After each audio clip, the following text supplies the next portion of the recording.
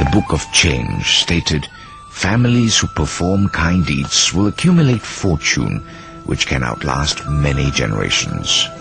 Therefore, in order to change a bad life into a good life, we not only have to reform our faults, but also have to practice all forms of kindness and build upon our virtue. Only in this way can we rid ourselves of the karma created in the past. Once our kind practices accumulate, our bad life will naturally turn into a good life. Thus, the practice of changing destiny can be proven. So says a proverb, a sense of pity is present in everybody's heart. Zicheng Yang from Zhejiang province is another example. Zicheng worked as a member of the clerical staff of the county courthouse. He was a kind, humane and law-abiding man. Once, the county magistrate punished a criminal by beating him until he fell, and his blood spilled out onto the ground. Beat him! I've been wrong, Your Honor. I've been wrong. Beat him again! Please. I've been wrong, Him. Your Honor. I didn't do it. Beat! I've been wrong, Your Honor. You cunning fellow!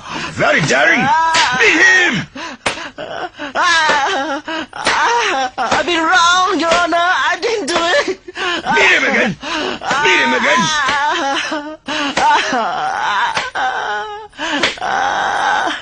Beat him!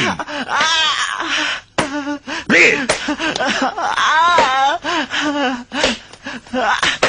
Your Honor, please remain calm. Please stop beating him. It's all right for you to bleed, but how can I not be angry when this person has broken the law? Your Honor, when even those in government positions of prestige and power are corrupted and do not follow the righteous path, how can one expect the common people to abide by the laws? Thus, in a case like this, we should be more understanding.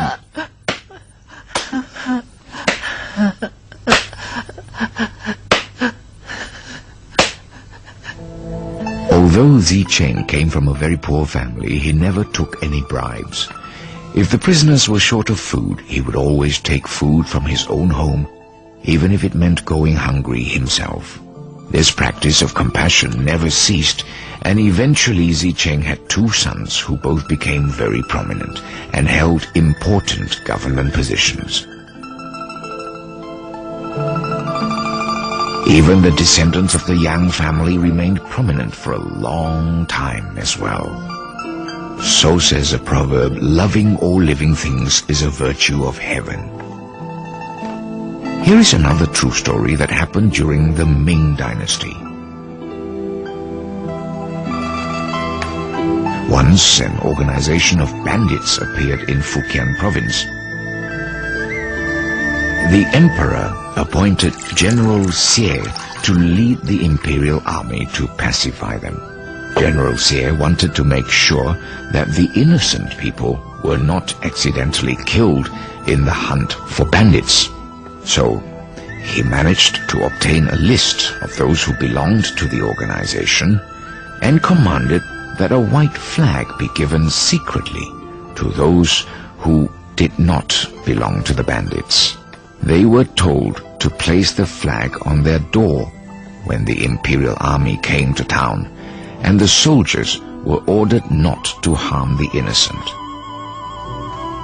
With this one thought of kindness, General Xie saved nearly 10,000 people from being killed. Later, his son placed first on the imperial exams, and he later became the Prime Minister. His grandson also placed highly on the exams. His whole family thus attained high positions and great wealth. Another legend happened to the Lin family from Putian County in Fujian province.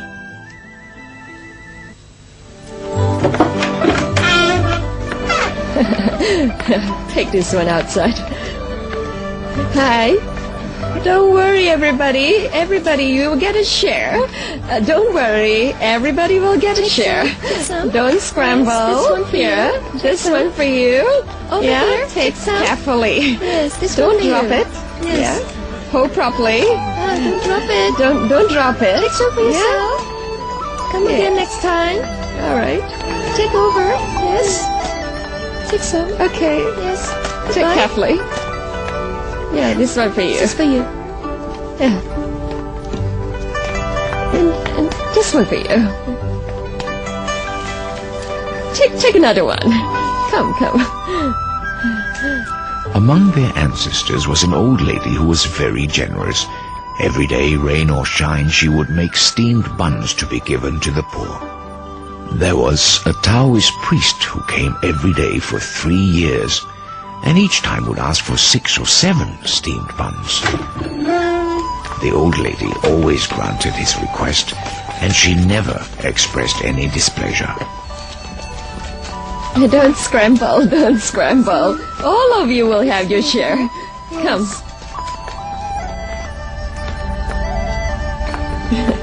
Madam Lin? You are... I have eaten your steamed buns for 3 years. Perhaps I can show my gratitude this way. On the land behind your house, there is a good place to build the ancestral grave. And if you're placed there in the future, the number of your descendants who will have imperial appointments will equal the number of seats in a litter of sesame seeds. Really? Oh, thank you for your kind guidance. Don't mention, since you're sincere in helping people, you should receive good retribution. That's a blessing. When the old lady passed away, the Lin family followed the Taoist's suggestion and buried her at the designated place. The first generation after that, 9 men received imperial appointments. From here we can see that one's charitable deeds and accumulated merits will really benefit one's descendants.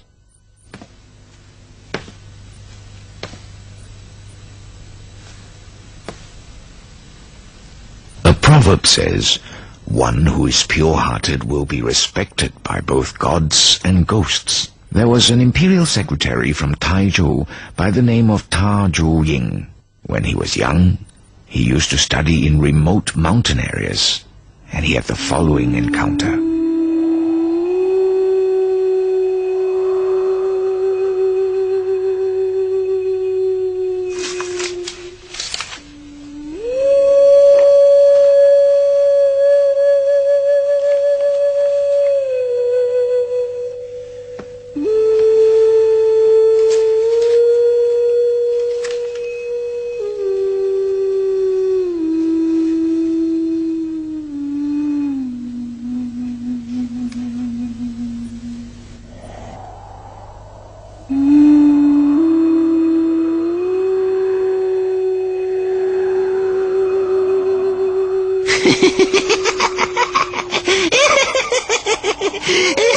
Here's your opportunity. There's a village woman whose husband left home a long time ago and has not returned. Her in-laws think that their son is dead and are forcing her to remarry.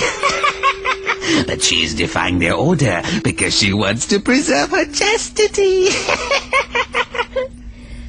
That's right. But tomorrow night she's going to commit suicide by hanging herself here. And will replace me so that I can be reborn again. Congratulations! Tonight let me celebrate with you first.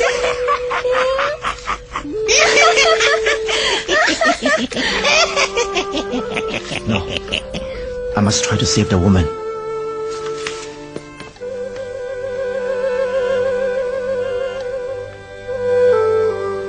In order to save the woman, Mr. Ying immediately set out to sell his parcel of land on the following day. He obtained 4 liangs of silver and made up a letter from the daughter-in-law's husband and sent it to her home along with the silver.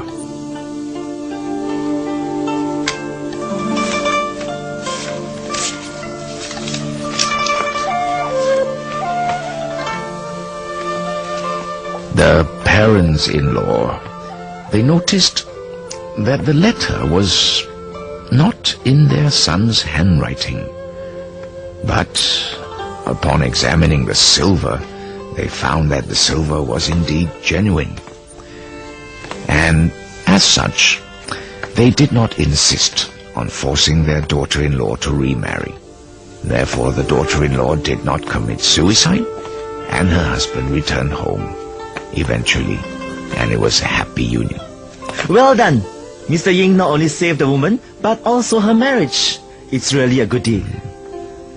Later, Mr. Ying heard the ghosts speaking to each other again. Originally, I was able to leave this place for rebirth, but my chance got messed up by Mr. Ying. Why don't you inflict some harm on him? No, I can't. His goodness and virtue has been recognized by the Supreme God, and he's going to receive a prominent position in the future. How can I harm him? After hearing this, Mr. Ying became even more diligent in practicing kindness and accumulating merit. Whenever there was a famine, he would use his own money to buy food for the poor and the needy, and he was always eager to help those in emergencies. When things did not go his way, he always reflected within himself rather than complain of the outside world. Even today, his descendants are still very prominent. Another example is Kong Si Tu, who lived in Jiaxing County, Zhejiang Province. Another example of attaining good outcomes from practicing kindness is someone who is a distant family of our Yuan clan. Is it so? Who is he then? He is Ping Bao, who lived in Jiaxing. Ping was the youngest of the 7 sons of the magistrate of Qizhou, Anhui Province. He was sought into marriage by the Yuan family at Pinghu County. Ping Bao was very knowledgeable and talented, but he was never able to pass the exams. Once, while traveling on one of his many journeys to Lake Liu, he was caught in very heavy rain.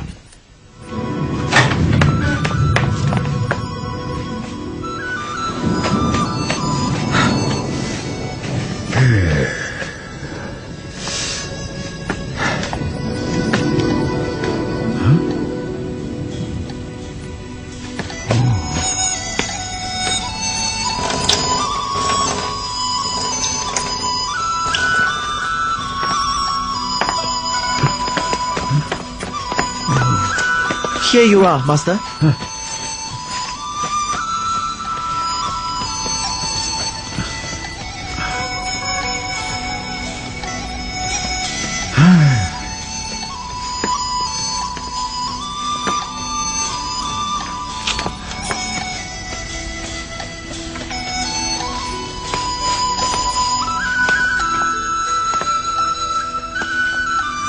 Amitabha, Mr. Bao.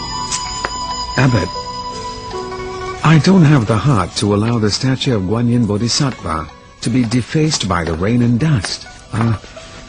Could you use these 10 liangs of silver to have the temple repaired? Oh, I'm sorry. Repairing the temple involves a big project, and your silver is insufficient for this purpose, so I'm afraid that it is very difficult to fulfill your wish. Master, don't give any more. This is a whole family belongings. As long as the statue of Guanyin Bodhisattva remains undamaged, I don't care if I have to go without clothes. Abbot, please take my humble offering. Amitabha, to give up money and clothing isn't a difficult deed to accomplish, but your deep sincerity is truly rare and precious to encounter. Amitabha, Please don't mention it. I have to make a move now. Thank you.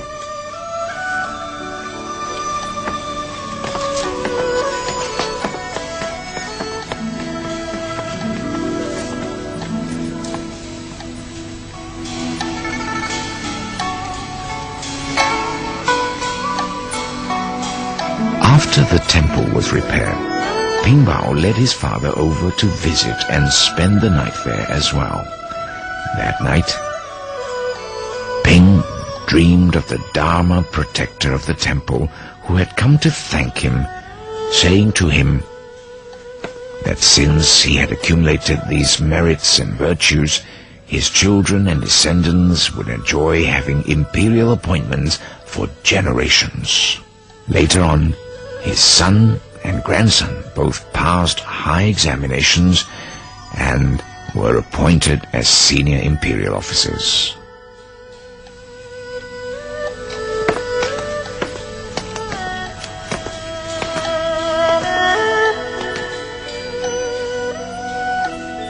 TNT. There is real goodness and false goodness, honest goodness and crooked goodness, hidden goodness and visible goodness, seeming goodness and unseeming goodness, improper goodness and proper goodness, half goodness and full goodness, big goodness and small goodness, and finally, difficult goodness and easy goodness. These different types of goodness each have their own reason, which should be carefully learned and understood. If we practice kind deeds, but do not learn the way to differentiate between right and wrong, we may end up doing harm instead of good. Now, I will explain the different types of goodness one by one. Once upon a time, in the Yuan dynasty, a group of scholars went to pay homage to eminent monk master Zhongfeng, who was advisor to the emperor on Tianmu mountain.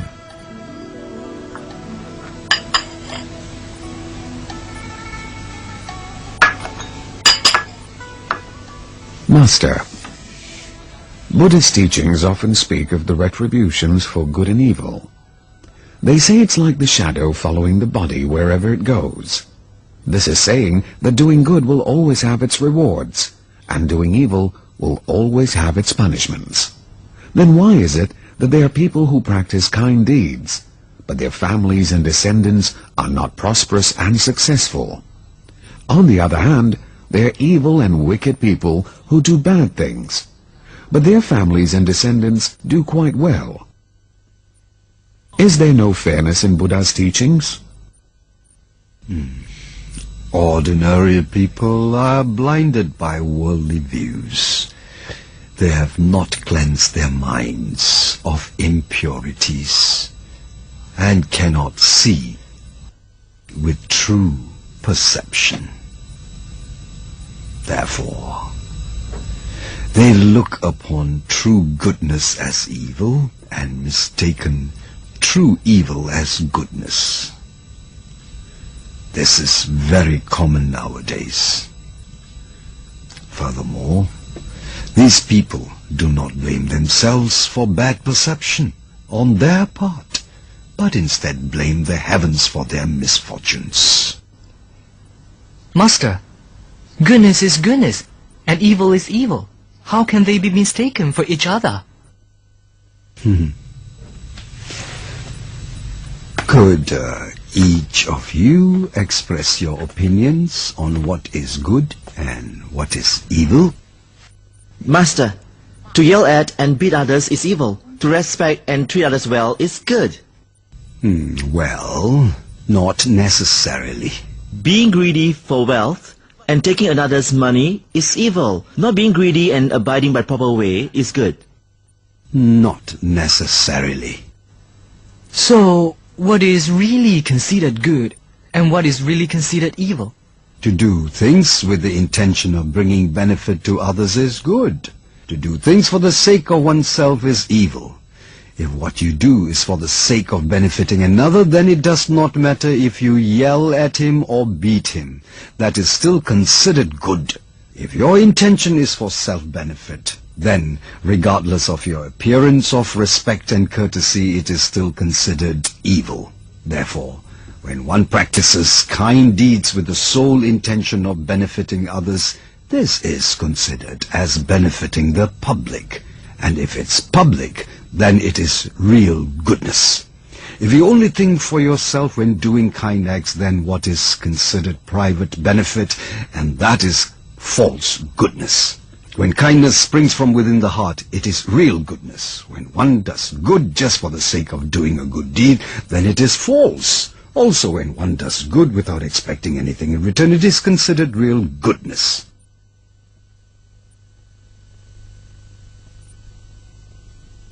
When one practices kind deeds for some other purpose than to benefit others, it is false. These differences should all be scrutinized by those who wish to practice true kindness. What is honest goodness and crooked goodness? People nowadays often look upon a conservative and nice person as a good and kind person. However, the ancient sages and saints have shown that they prefer those who are courageous and hold high goals for themselves. Those who appear to be conservative and careful in their everyday actions may be liked by all people, but because of their weak personality, they easily go along with everything, and they are unable to think for themselves.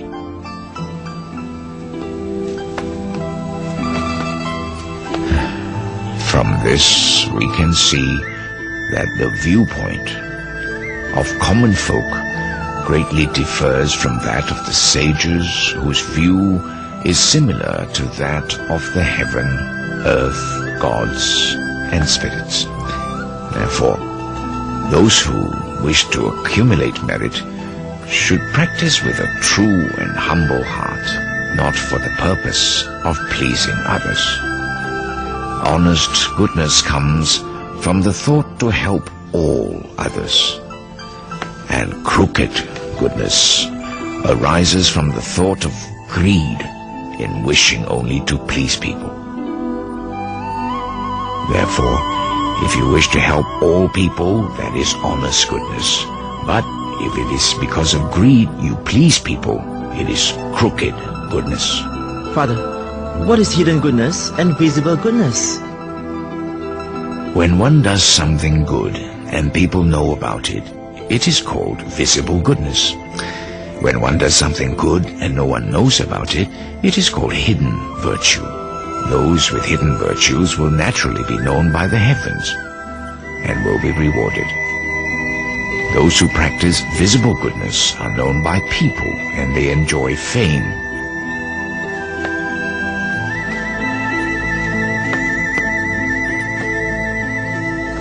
Fame itself is a fortune, but fame is not favored by heaven and earth. For heaven and earth do not like those who seek fame. We can see that those who have great fame, but lack the virtues supporting it, they will eventually encounter some kind of unthinkable adversity. A person who truly has not done any wrong, but continues to be falsely accused by others, will have descendants who will suddenly become very prosperous and very, very successful. But then, why is there a saying that what seems to be goodness, but is actually not? In the spring-autumn period, there was a country named Lu. Because there were other countries which took their citizens as slaves, the country of Lu made a law which rewarded those who paid the ransom to regain the freedom of their fellow citizens. At that time, Confucius had a student named Zigong, who did not accept the reward, although he paid for the ransom to free his people. But when Confucius heard this, he scolded Zigong, saying, "You have acted wrongly in this matter. When saints and sages undertake anything, they strive to improve the social behavior, teaching people to be good and decent. One should not do something just because one feels like it in order to gain vanity fame." On hearing this, Zigong became puzzled and looked at Confucius with a frown. Confucius then explained to him, saying, "In the country of Lu, the poor outnumber the wealthy. By refusing the reward, you lead others to think that accepting the reward money is being greedy. Thus, all the poor people who do not wish to appear greedy will hesitate to pay ransom in the future. Only very rich people will have a chance to practice this deed. If this happens, no one will pay ransom to free our people again." Another student of Confucius, Lu, once saw a man drowning in the river, and he went forth to rescue him. Later, the man thanked him by giving him a cow as a token of gratitude. Lu accepted his gift. Confucius was happy when he heard this and said, "In the future, people will be willing and eager to help those who are drowning in deep waters or river." If we look at these two examples from the view of common people, Zigong, who did not accept the reward money, was good, and Zilu, who accepted the cow, was not as good. Who would have known that Confucius praised Zilu instead and scolded Zigong? From this we can see that those who practiced kind deeds must not only look at the present outcome, but should also consider effects of the act in the long run. One should not only consider one's own gain and losses, but should look to see the impact made on the public. What we do right now may be good, but with passing years it may inflict harm upon others. Therefore, what seems like goodness may in fact be the opposite, and what appears to be the opposite of goodness may someday turn out to be goodness done after all. Father, what is improper goodness and proper goodness? In the Ming Dynasty, there was once a prime minister named Wen Yi-liu, who, when growing old, retired to his hometown, where he was loved and respected by all. Once, a drunken villager proceeded to insult him. Mr. Liu thought that since he was drunk, he would not want to bother about the latter. A year later, the same man committed a grave crime and was sent to jail with the death sentence. Upon hearing this, Mr. Liu said with great remorse, "If I had taken him to the authorities for punishment that day when he came to insult me, perhaps this would not have happened. A little discipline then could have prevented the great harm done now and might have saved him from certain death." This is an example of doing something bad while having good intentions. There is also an example of those who did good when they in fact intended otherwise. Once a famine ravaged the land, and people stole food from others in broad daylight. A rich family reported their stolen losses from the marketplace to the authorities, but the government did not want to get involved and did nothing to stop the people. Eventually, the people grew more daring, and chaos was imminent. So the rich took the law into their own hands and proceeded to catch and punish those who stole from them. In this way, peace returned to the land, and the people stole no more from one another. It was with selfish intentions that the rich family acted, but the result of their deeds actually did everyone a great benefit. For we all know that goodness is proper and evil is improper. But remember that there are cases where deeds done out of good intentions result in evil, and deeds done with evil intentions result in good. Father, what is half goodness and full goodness? In the I Ching it is said, when a person does not accumulate kind deeds, he or she will not attain good fortune. When one does not accumulate evil deeds, he or she will not bring about great adversity. If we are diligent in doing kind deeds, it is like collecting things in a container, and with diligence it will soon be full. If we are somewhat lazy in our collecting, then the container will be half filled. This is one explanation of half-goodness and full goodness. Once upon a time, there was a poor lady. This lady went to visit a Buddhist temple and wished to make a donation. However, she was so poor that she had only 2 cents, so she gave these to the monk.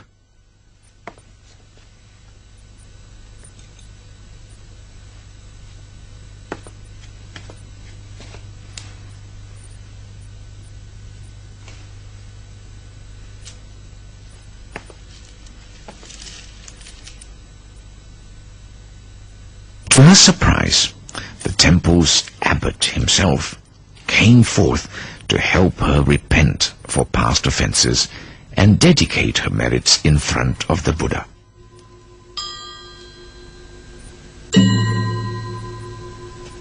The lady was very touched by his move.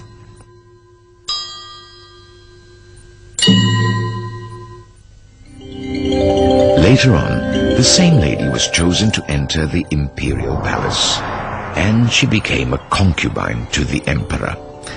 Clad in her riches, the lady once again went to the temple to donate, this time bringing thousands of silver pieces to give.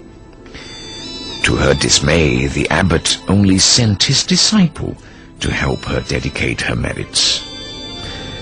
The lady did not understand, and so she questioned the abbot. Master, in the past, I only gave 2 cents in donation, and you helped me repent. Today, I donate in great sum, and you will not help me perform my dedication. Amitabha, the money you gave in the past was scant. It came from a true and sincere heart, and it was necessary for me to repay your sincerity by personally performing your dedications. Today, although your donation is much more, the heart of giving is not quite as true and sincere as before. Thus, it is enough that my disciple performs your dedications for you.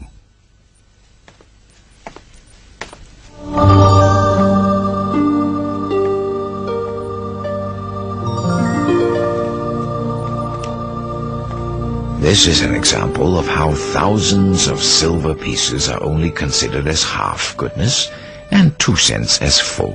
Do you understand?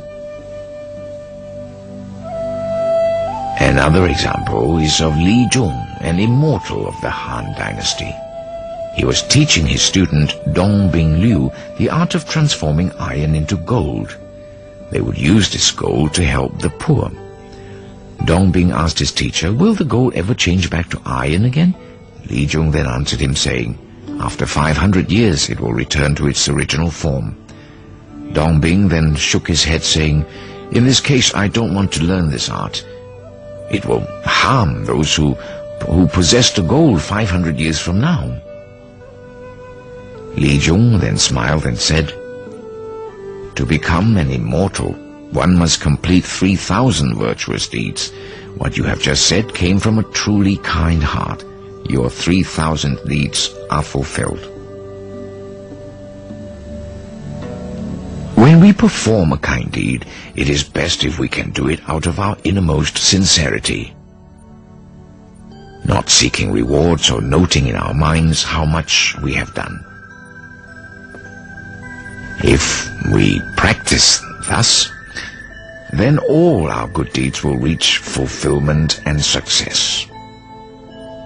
If instead we always think of the deeds we have performed, looking for a reward of some kind, then no matter how diligently we practice in an entire lifetime, the deeds will still be considered half goodness. For example, when we donate money to the poor, we can practice what is called pure donation. In this type of giving, we do not linger on the thought of I, who is giving, or dwell on the importance of the object I am giving away, or think of who the receiver is. We are simply giving, and it is out of true sincerity and respect. When we give with pure donation, then 1 dew of rice can bring boundless fortune, and the merit from giving 1 cent can wipe away the transgressions of 1,000 eons.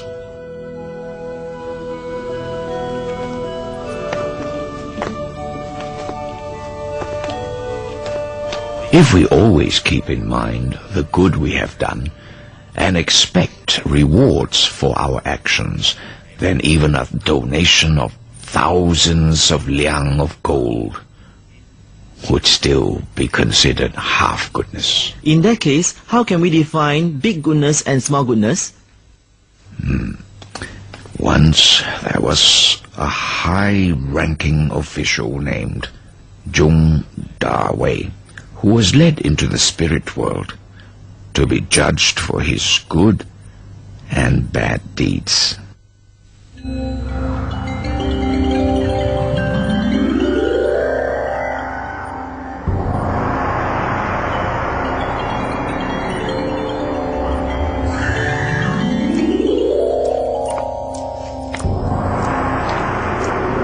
Don't be alarmed.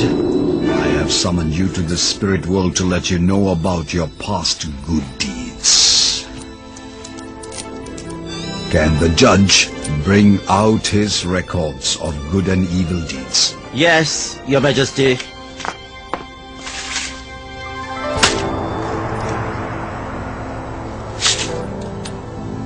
Your Majesty, I'm younger than 40 years of age. How could I have attained such a bad record? When you have a single thought that is improper, it is considered a bad offense there and then. It does not have to be carried out through action to be counted as wrong. For example, when you see a pretty lady and give rise to improper thoughts, that is an offense. Weigh his scroll of good and evil deeds. Yes, Your Majesty.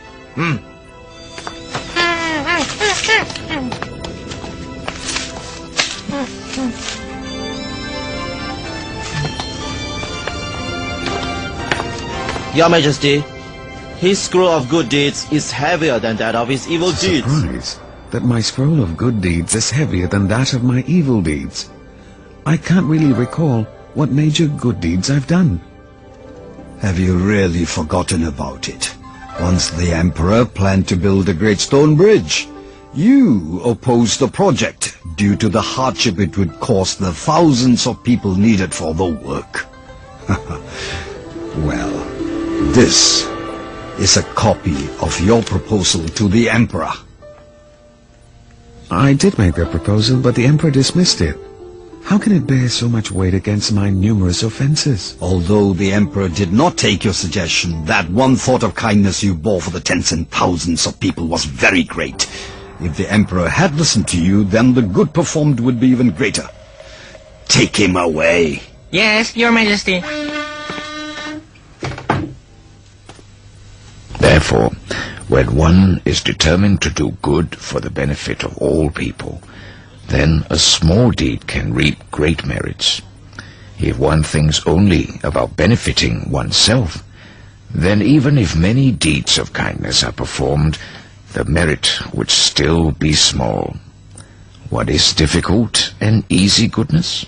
The knowledgeable scholars of the past used to say, when one wishes to conquer one's greed and desires, one should start with the most difficult to overcome.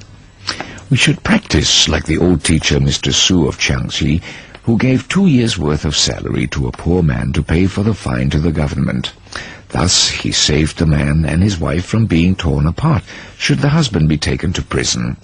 Another example is Mr. Zhang from Hebei, who saw an extremely poor man who had to mortgage his wife and child and had no money for their redemption. If he was unable to pay for their return, the mother and child could both lose their lives. Yet another example is Mr. Jin from Chenqiang, Jiangsu province. He was old and without any sons, so his neighbor offered their young daughter in marriage to him, to give him descendants to carry on his lineage. But Mr. Jin could not bear to ruin the otherwise bright and long future of this young girl, and so refused the offer and sent her back home. This is another example of being able to overcome what is most difficult to conquer in oneself. Therefore, the heavens showered down fortune, which was especially good for these 3 old men. It is easier to accumulate merit and virtue for those who have money and power than for those who are poor. But if one refuses to cultivate kindness, even when it is easy and one has the chance to do so, then it would truly be a shame. For those who are poor and without prestige, Doing kind things for others is a great difficulty. But if in this difficulty one can still manage to help others, then it is a great virtue, and the merits gained would be boundless. In being a moral person and dealing with affairs, we should help others whenever the opportunity presents itself. You should know that helping others is not such an easy task, and that there are many ways to do it. In short, the ways of helping others can be simplified into 10 important categories. Father, what are these 10 categories? Go and get ready the brush and ink before you take them down.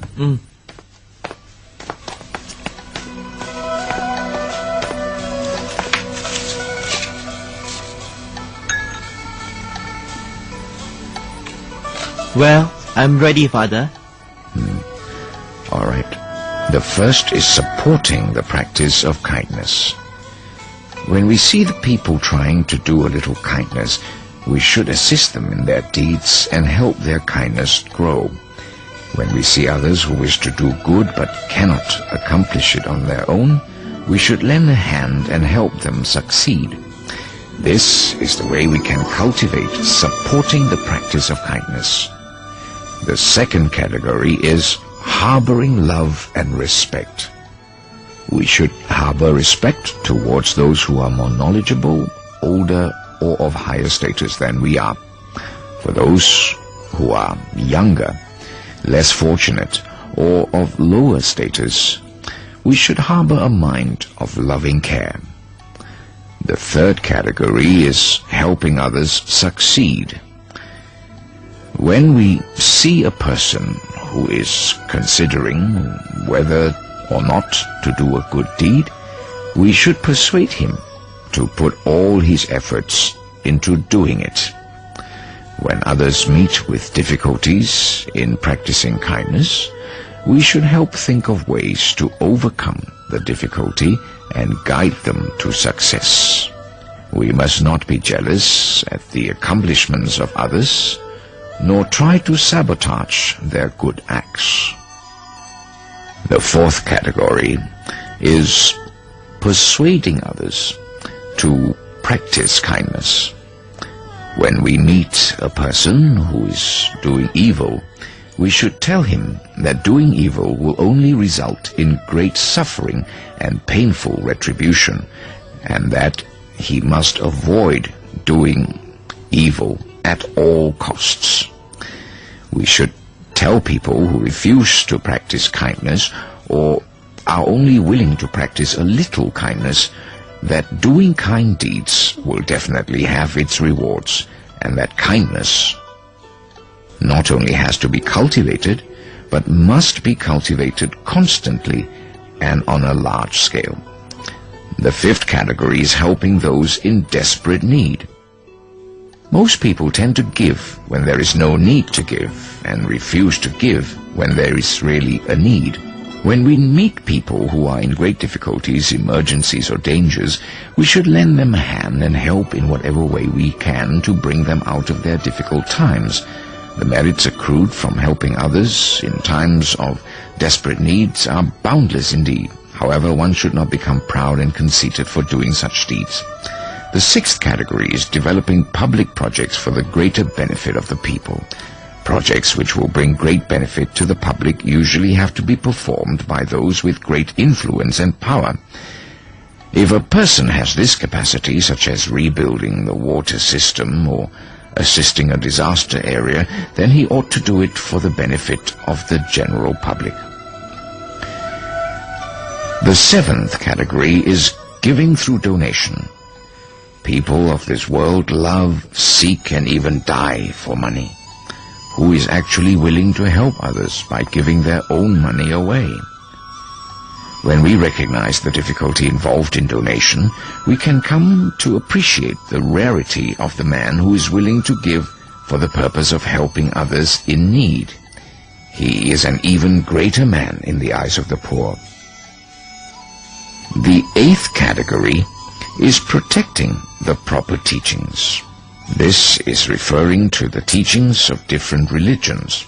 We must be able to differentiate between proper religions and deviant religions. Teachings with proper wisdom and views, such as that of Buddhism, which promotes kindness and goodness in society, should be supported. If one happens to see others in the act of destroying such proper teachings, one must put forth a complete effort to protect and uphold these teachings. The 9th category is respecting our elders. Anyone who is deeply learned, knowledgeable, has high prestige, or is older than us is considered to be an elder and should be highly regarded and respected.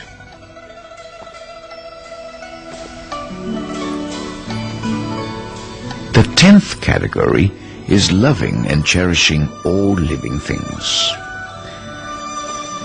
We should feel sympathy for all living creatures, even the tiny ants, which know of suffering and are afraid to die.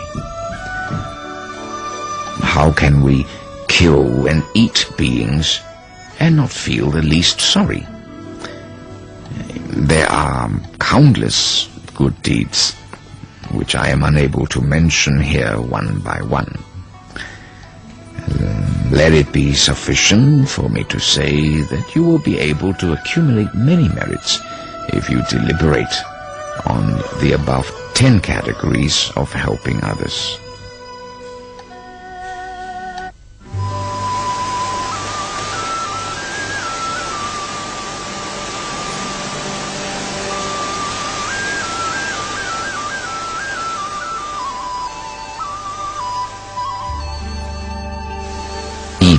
It was stated, the law of heaven takes from those who are arrogant and benefits those who are humble.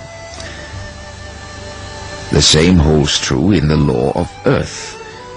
The humble shall be replenished just as flowing water filling up lower places on the ground as it passes by to make up the differences. The law of spirits and gods bring harm to those who are arrogant and fortune to those who are humble. Even the laws of men despise the arrogant and love the humble. Therefore, heaven, the earth, the spirits, gods, and people, they all prefer humility over arrogance.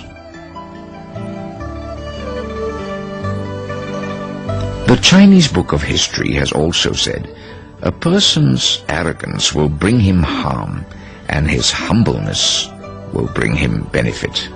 I often went to take exams accompanied by others, and every time I would meet scholars who were very poor. I noticed that before they succeeded in passing the exams and became prosperous, their faces showed such humility, peace, and harmony that I felt I could almost hold that quality in my hands. Several years ago, I took my imperial exam in Peking. Among the 10 applicants from my village, Qing Yuding was the youngest and extremely humble.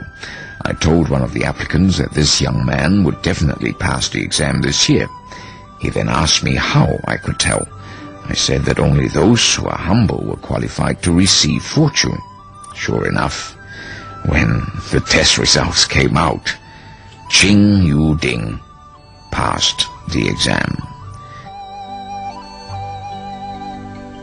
Kai Chi-feng from Chikiang, Huang Yuanzhao, and Jian Shuhia from Shantung only managed to pass their imperial exams after they carried themselves in a humble way, which was an immense change from their proud and arrogant ways in the past, when they failed in their exams several times in succession. However, there was a scholar named Wei Yan Chang from Jiangying who was very learned and wrote good essays. He was very well known among many scholars. One year he took his exam, and when the test results were posted, he found that he had not passed the exam.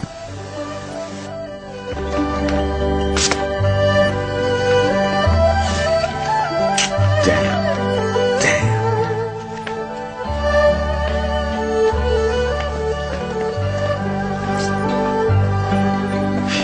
Hey, you!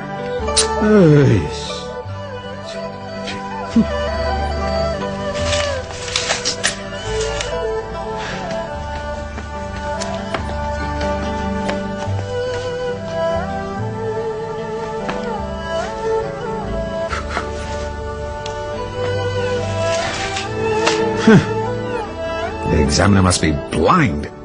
I am so talented, and am a master in writing poems and essays. How could he have failed me? This is such an injustice! What are you laughing at?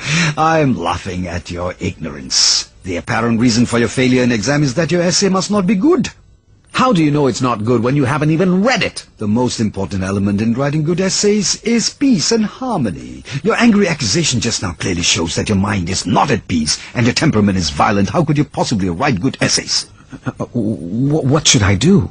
Whether you pass or not depends on your fate.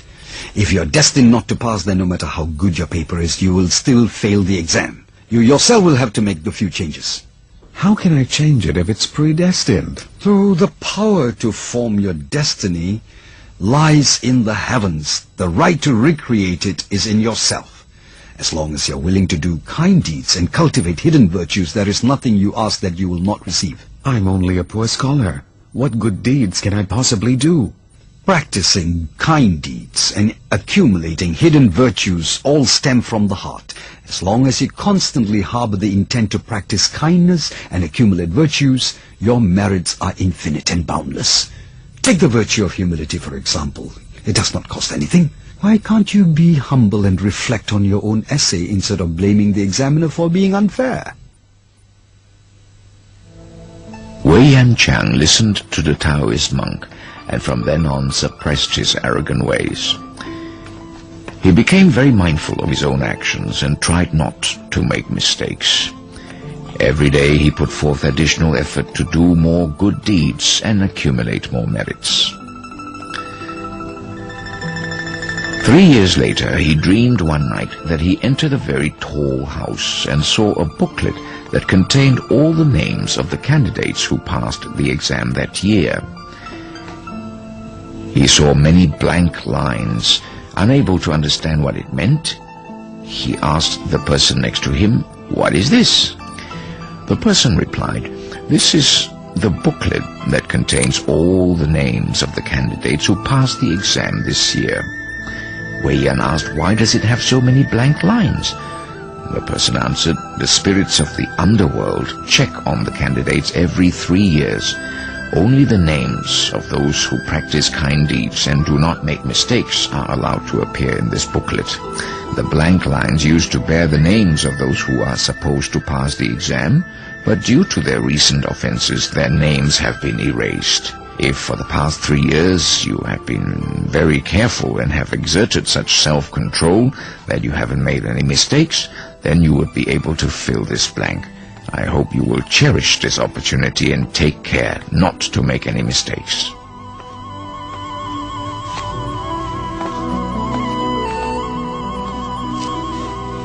Sure enough, Wei Yan passed the exam that year and placed 105. From the examples given above, we know that spirits and gods are always watching our behavior from above. Therefore, we must immediately do whatever is beneficial to others and avoid doing whatever is violent, dangerous, and harmful to others. These are all things we can decide for ourselves. As long as we harbor good intentions, refrain from evil doings, don't offend the heaven, earth, spirits and gods, humble ourselves, be tolerant and not arrogant, then the heaven, earth, spirits and gods will constantly have pity on us. Only then will we have a foundation for our future prosperity. Those who are full of conceit are definitely not destined to be great men. Even if they prosper, they will not be able to enjoy their fortune for long.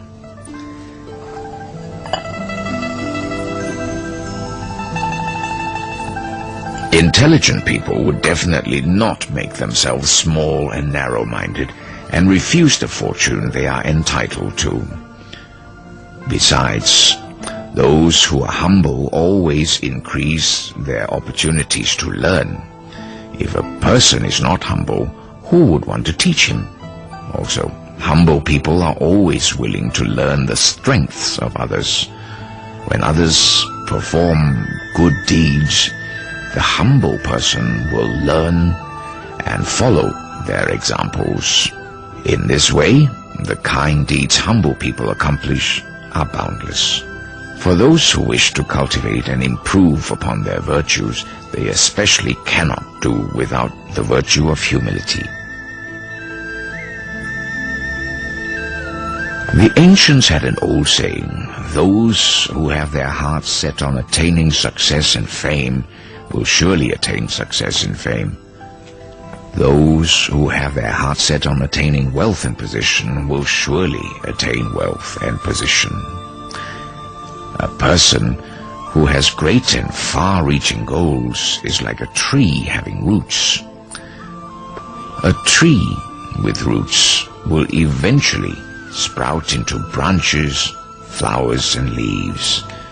A person who has set down great and far-reaching goals must humble himself in every thought and try to relieve another's burden, even if the occurrence is as insignificant as a speck of dust. If you can reach this level of humility, you will naturally touch the hearts of heaven and earth. Furthermore, we are the creators of our own prosperity. If we truly want to create it, we certainly will succeed. Look at the candidates who sought for fame and wealth. In the beginning, they did not harbor a sincere heart. It was only a passing notion. When they fancied it, they sought it. When their interest dropped, they stopped. Mencius once told Emperor Xuanqi, "Your Highness has a love for music, but your love for music is only a personal pleasure. If you can expand from the heart which seeks after personal happiness to that of sharing happiness with all your subjects, and make them just as happy as you are, then surely the nation is bound to prosper." I think it is the same for those who are seeking to pass the imperial exams. If a person can expand upon the heart which seeks to pass the exams to that of diligently doing kind deeds and accumulating merits, putting forth his best efforts to improve his character, then both destiny and prosperity are his to create. Tianchi, do you understand now? Yes, I do, Father.